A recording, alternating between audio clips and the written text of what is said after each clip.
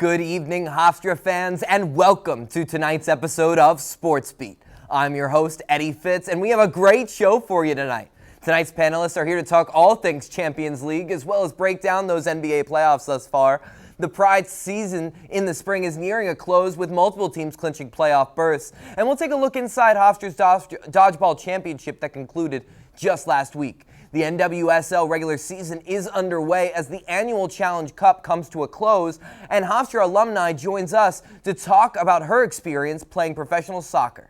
We have a jam-packed show for you tonight, so don't go anywhere, Hofstra fans, because Sports Beat starts right now.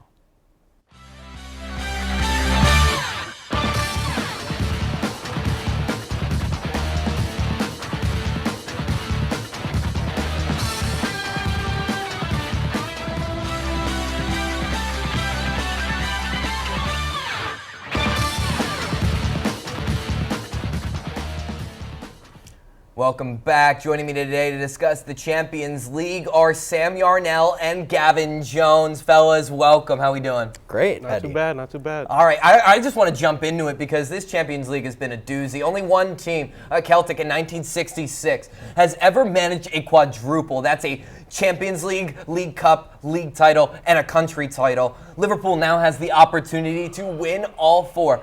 What does it take from a team perspective, a managerial perspective, to even come close to accomplishing something this stupendous? I think when you look at Liverpool over the last 12 months, bottom to top, ground up, it really comes down to recruitment. Bringing in academy guys like Harvey Elliott and Curtis Jones to be as full, deep players. You bring in guys in the summer as well, Thiago and Diego Jota. And then mid-season, bringing in game changers, Luis Diaz and Konate. All together, collectively, those elements combine for a team that's perfectly made to take on a quadruple. Eddie, I agree with Gavin, but also you've got to have goal scorers top to bottom in your starting 11, and that's what this Liverpool team has. You know, starts with Salah and Sané up top, but all the way down, even Firmino, we can see score from the center half, and their fullbacks, TAA and Andrew Robertson, we can also see put the ball in the net. It's really important for them to have scoring to win this quadruple, which they have, and also, of course, you need a little bit of luck. The ball's got to bounce your way. All right, and now switching over to the team that Liverpool will be facing, Karim Benzema has never scored more than 7 Champions League goals in a single campaign. Before this season, his first leg goals took him double for that of 2021-2022. Now the Frenchman is tied with Ronaldo's record at 10 goals in a knockout stage. How good has he been this season compared to years past? What's the difference been? I think, honestly, it comes down to leadership. Last time we saw a confident Benzema this prolific was when he was at Lyon fighting for a French title, young, leader of the team, star player of the team, fighting in the Champions League, and now he's seen the keys to the city back to his now that Ronaldo and Ramos are gone. 43 goals in 43 games, 15 goals in 11 games in the Champions League. He's on fire, and I think it's all because due to the leadership that he provides. Yeah, I agree with Gavin. My thing is, I think it's the reckless abandon that we've seen Karim play with this season. It's a theme that we've seen throughout Karim's career. I'm a Valencia fan. I've seen him do it to my team year in and year out in La Liga. But he's finally starting to do it in the Champions League. I think what Gavin said, the lack of having Ramos and Ronaldo on that team, is definitely contributing to it. But Benzema's playing with a reckless abandon this season, and it's racking him up goals like we've seen. Other than the semifinalists that we've seen over these past couple of weeks, is there any team that you want to give a shout out to for their Champions League run who didn't make it this far? I have a couple players that come to mind. I think Sebastian Haller and that Ajax team, coached by Erik ten Hag, have been beautiful this season in the group stage. 6 goals. Honestly, I think they are a complete team. I think they showed themselves, played well. I think that's the team I have to give my shout out to this year. My shout-out's got to be for Bayern Munich, a team that we've already seen win the German Bundesliga for this season. They had one of the harder groups in the Champions League, Benfica, Dynamo Kiev, and Barcelona, and they still managed to go 6-0 in group play, despite that loss in the quarterfinals to Villarreal, who are a very, very good side. Need to give them credit where it's due, but it's been a great season for Bayern in the UCL. I think it's definitely something they should hang their hats on. All right, guys, Champions League final, one game. Real Madrid does not have a second leg to try and make some magic happen. What's the difference maker in this side, and who do you guys got, Real Madrid or Liverpool? I think based on the way that Jurgen Klopp has built this team, the depth that the team has in attackers, midfield, and defense, I think it has to go to Liverpool. They have probably the best back four in probably the world at this point. Van Dijk and Konate next to Trent and Robertson. Going forward in midfield as well, they have all the attackers we could possibly think of, Salah and Mane. They're perfectly set to win this game. Jurgen's a great head man, don't get me wrong. I think that Spanish football this year outdoes English football, and just that get the ball in deep and try to start your offense from there tactic that we've seen Liverpool use so much isn't quite going to cut it against this strong Real Madrid defense led by Rafael Varane. I think that this team is going to be able to figure out Liverpool relatively quickly, and even though it's only one leg, I think Real does it. Hala Madrid on this side. All right, we got two conflicting opinions here. It's going to be a great match either way. Now we go to Joe Viglucci with our Pride Weekly update, keeping us in the know about all things Hofstra sports. Joe? With your Pride Weekly update, I'm Joe Viglucci. We start with the Hofstra softball team, who had a strong showing in their series against Drexel, winning the first two games with a score of 5-1 and 5-2 respectively. On their senior day, in the third game of the series, they lost by a score of 3-4. The Pride success in this series also punched their ticket to the CAA postseason. Then yesterday, they defeated LIU by a score of 9-5. Behind leader Megan Giordano, the Pride will look to have a strong showing in a three-game series against Towson this weekend. From softball to baseball, the Pride also carry a lot of momentum following a decisive series against William and Mary, winning Game 1 by a score of 18-7 and Game 2 by a score of 11-8. Then in Game 3, they were defeated by a score of 4-10. Then they faced two New York rivals on back-to-back days. First, competing with Iona yesterday, which resulted in a Pride victory in a 6-4 contest. Then earlier today, they competed against Stony Brook, where they lost in a 15-7 outcome. Looking ahead, they will play in a three-game series against Northeastern this weekend. And out in men's lacrosse, the Pride closed out the season with a 15-14 victory over Towson last Saturday. Senior Dylan McIntosh paved the way with 5 goals and 1 assist. This capped off an impressive season for McIntosh, who ended his senior campaign with 25 goals and 4 assists. Unfortunately, they will not be competing in the CAA tournament, but they will look to flip the script come next season. The narrative for women's lacrosse is completely different. The Pride have won 3 of their last 5 games, including an 18-12 victory last Saturday, in which former Smithtown West High School teammates Taylor Manella and Grace Langella combined for 9 goals and 3 assists. The win helped them punch their ticket to the CAA tournament. They will take on Drexel this Friday at 7 p.m. in the semifinals, and should they win, they play the winner of Towson and Delaware in the CAA championship game this Sunday at noon. Speaking of Hofstra sports, the first ever Hofstra Dodgeball Championship took place next door in Studio A last week. The championship saw Team WRHU take on Hofstra Ultimate Frisbee in an intense battle that ended with WRHU taking home the win in double overtime. We interviewed WRHU captain Kayla McKechnie and commentators JJ Beal and Andrew Botchgalupo on their experiences in the tournament. We are live. Hello, everybody. Welcome into Studio A here on the campus of Hofstra University, the Lawrence Herbert School of Communication. Andrew Botchgalupo and JJ Beal as we get you set for the Hofstra Dodgeball Championship. So when I first learned that we were broadcasting dodgeball, my mind immediately went to the movie Dodgeball and as many references to that movie as physically possible. And it was something certainly unique because we could have a lot of fun with it, and usually broadcasts are a lot more serious and professional. This one really felt like we could be our own selves and bring a little bit more comedy into more broadcast than usual. Hit in the face, JJ and I will blissfully hit you with a FaceTime! I remember I'm literally passing Studio A, and JJ and Botch are like, oh, Bread Society just dropped out. We don't know what we're going to do for dodgeball. I was like, what? And they were like, we need people to play for dodgeball. And I was like, looking, and they were like, will you do it?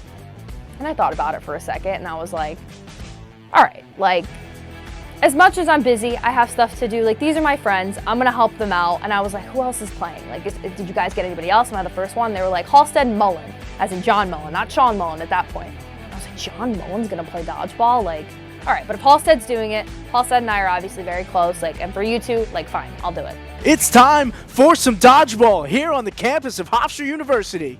3, 2, 1, dodgeball. There's the signal from our referee, Anthony Roberts. We have dodgeball. The first throw from Daniel Galt, way wide. And now we have an elimination. It is a 1v1 for the first point in this matchup.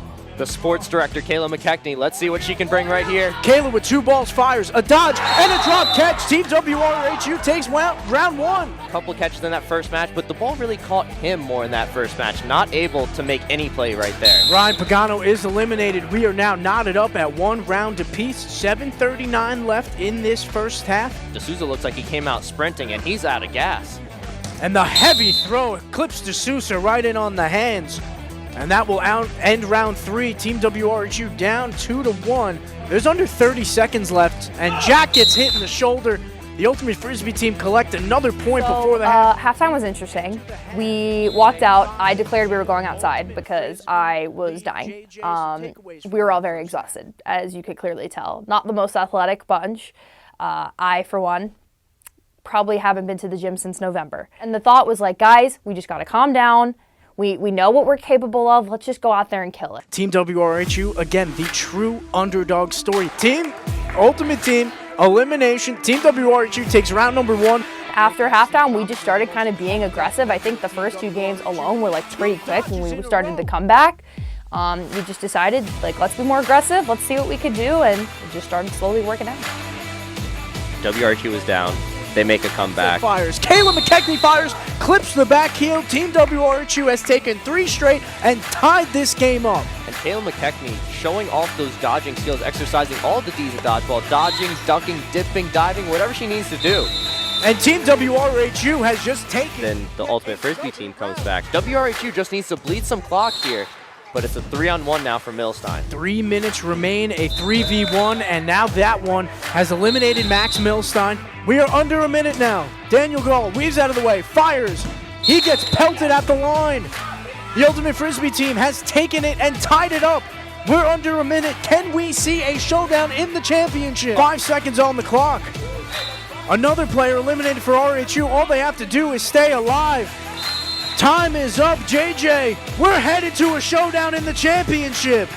The moment it goes, we obviously know we're going with Hofstra. It worked once, it was going to work again. He's our best player. He originally starts going in the circle. All of us are huddling up. I pulled Jack aside and I said, Jack, are you sure you got this? He's like, yeah, it has to be me. I have to be the one to do it. And I was like, are you sure? He's like, I know it's got to be me. I got to do it. And then the first showdown. Last man standing wins. We start. Both players hit at the same time. Is still not enough to decide it. So then we go again. I can't breathe the entire time. I'm just hoping that Hofstra can pull through. The tension in Studio A right now. We're getting set for our second showdown. They fire. Traverso gets hit. Team WRHU has won the Hofstra Dodgeball Championship. And then it happened, and it all was surreal. Hollywood couldn't write a better script, as JJ mentioned.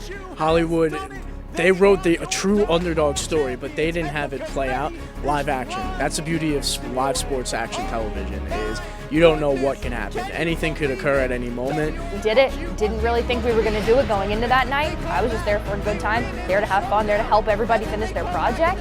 But we did it. The true underdog story. I was proud overall. I'm Gabe James. And I'm Max Sacco. Join us on Wednesdays at 1:30 for all your weather, sports, national, and entertainment news. Each episode is a broadcast live from the Lawrence Herbert School of Communication right here at Hofstra University. Tune in to our 30-minute broadcast for the latest update and exciting performances. All that and more happening at and around Hofstra today. Welcome back to Sports Beat. Joining me now to talk about the always exciting NBA playoffs are Blake Waldron and Kyle Russo. Guys, how we doing?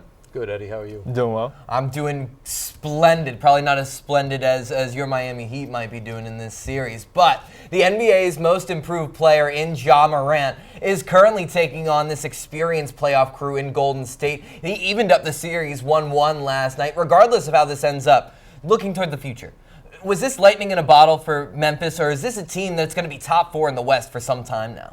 Eddie, it's very difficult to tell, as you alluded to, second best team in the Western Conference. Ja had that big game last night, 47 points against Golden State Warriors to tie up the series. They have a solid young core of Morant, Bane, Jaren Jackson Jr., Dylan Brooks. But why it's difficult to tell is because we look at the rest of the Western Conference, so many star players hurt. You look at the Clippers, finished with the 9th seed. They were missing Kawhi Leonard the entire season, and Paul George missed 3 months. The Denver Nuggets, Nikola Jokic brought them to a 6th seed in the Western Conference, but missing Jamal Murray and Michael Porter Jr. all year. Portland Trailblazers finally blew it up. So it's difficult to tell, but what Memphis has accomplished is very impressive.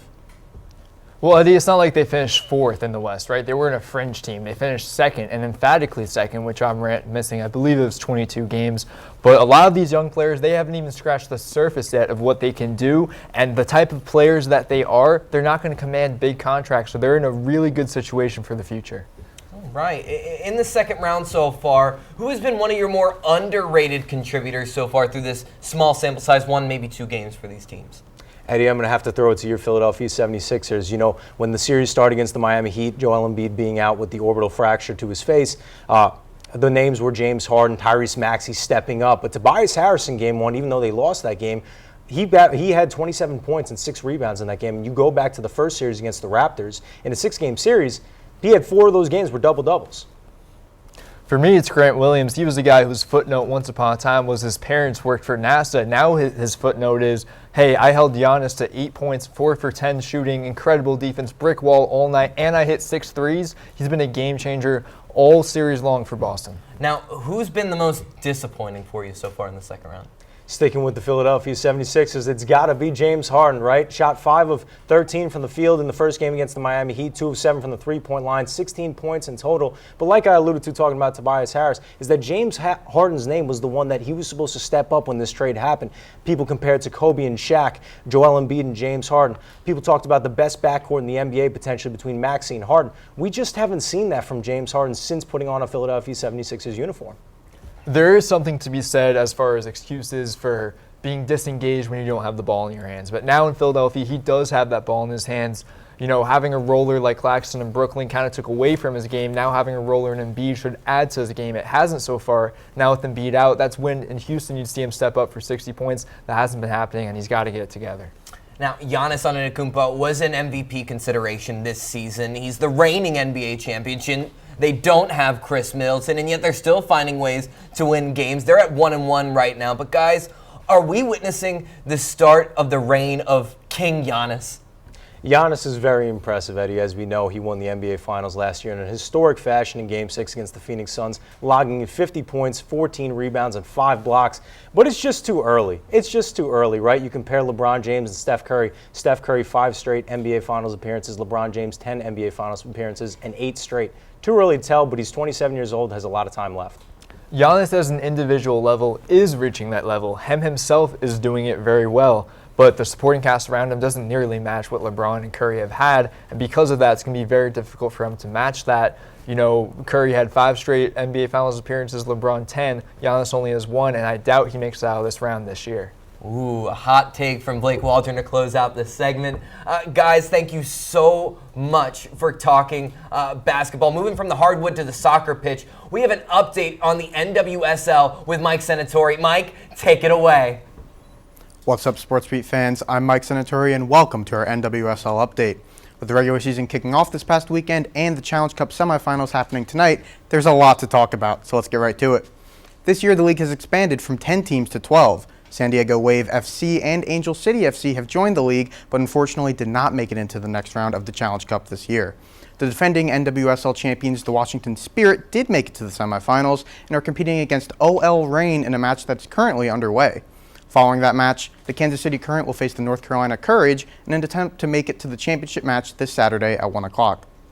Injuries have been a major storyline over the course of the Challenge Cup, with serious implications for the regular season ahead. Marta, Brazil's all-time leading scorer of any gender and forward for the Orlando Pride, will miss the season with a torn ACL. Not only is she lethal in front of goal, but as captain of the team, she also acts as an impactful leader on and off the pitch. This will act as a crucial loss for Orlando, who traded a large chunk of their star players in the offseason to make room for new talent. Also in the injury report are Kansas City forward Wynn Williams with an acute right leg injury and Chicago Red Stars defender Tierna Davidson with a torn ACL. In other NWSL news, the Houston Dash have suspended head coach James Clarkson due to an investigation by the league into accusations of discrimination, harassment, and abuse. Assistant coach Sarah Loudon has stepped into the role, while the search for an interim head coach is underway.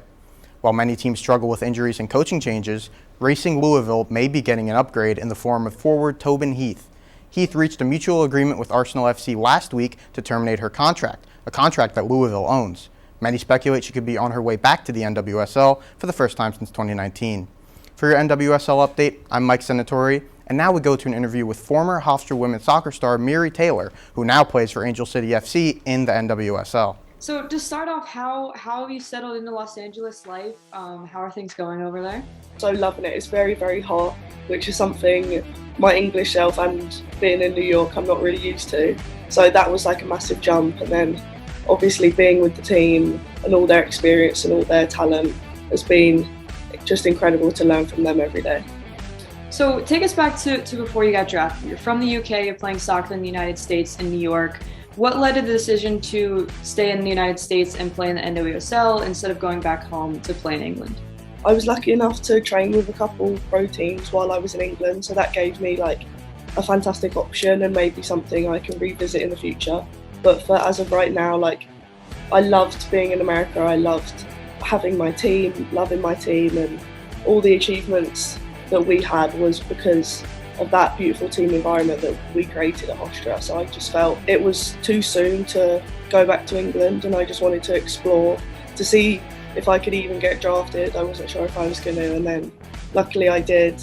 And then I wanted to finish out my degree, which hopefully I graduate in May. Cross fingers. So you're in kind of a unique situation, not only a rookie, but also being on a new expansion team, right? So Angel City joined the NWSL this season, and it's an expansion team where even veteran players like Kristen Press, like Didi Haracic, and veteran coaches like Freya Koom are really adjusting to and learning how to mesh together. What has that experience been like for you? I think it's been incredible because no one really knew how it was going to be. Obviously, San Diego Wave are an expansion team as well, and we've played them a couple of times, so we've seen where we're at. And I think it's been a good balance between finding the right people and bringing a culture together, because obviously we can make this our own. You know, we can build it from the ground up, and I feel like we've really wanted to do that, and we have, like you said, talented people, experienced people in the team, and the coaching staff are phenomenal. So I think that in a couple months to come, hopefully we can see where we're at actually on the pitch, because I feel like off the pitch we've broadened our horizons with women in LA playing football or women in America playing football, but now we want to see how far we can go actually on the pitch. How did your time at Hofstra under the direction of head coach Simon Ridioff kind of prepare you for that transition to the big leagues? We've always played fantastic teams in pre-season, and luckily been able to get to NCAA like first, second round. We've played, you know, these big teams where we have been the underdog, and I feel like that relays to Angel City where we are the underdog. And when we play like USC and Stanford, like I've been playing against a couple of the girls that, you know, Sophia Smith against Portland. So I just think Simon has prepared us a lot in the games that we've played in pre-season. The international players and the pre-season and the NCAA games has really prepared me personally for big challenges and a lot of pressure. And I think I thrive on pressure, so hopefully I do in the future. What are the fans meant to you and the team as you work to make Angel City a strong contender in the league? They're our backbone of every game. I think we can hear them no matter how big the stadium is. Like we went to Portland away and we could hear the drums, we could hear the chants. Like, it's fantastic. They've been following Angel City even before Angel City was an NWSL team for the last 2 years. And they're just like their own little community, and they follow us everywhere, and they're just fantastic, and they're like having a 12th player on the team. Thank you so much to Angel City FC player Miri Taylor for joining us on Sports Beat today. For Sports Beat, I'm Maddie Perkins. Sports Beats, get your Sports Beats, only $1. Dre, my man, how's it going? What are you doing? Selling Sports Beats for $1. You want one? Sure. Let me see. Oh, I got $1. Here you go, my friend. Enjoy. Sports Beats, get your Sports Beats, only $1. Get them now. Sports beats here. Get your sports beats here. Kate, Willie, can I interest you guys in a sports beat? Only $1. Here you go. Oh, fine paying customers. There you go, my friend. Enjoy, you guys. Yes. Sports beats. Get your sports beats here. Only $1. Only $1. Sports beats. As this is our final show of the semester, we would like to say a special thank you to all the seniors that have been a part of Sports Beat. Taking a look back down memory lane with us one last time, let's get into it.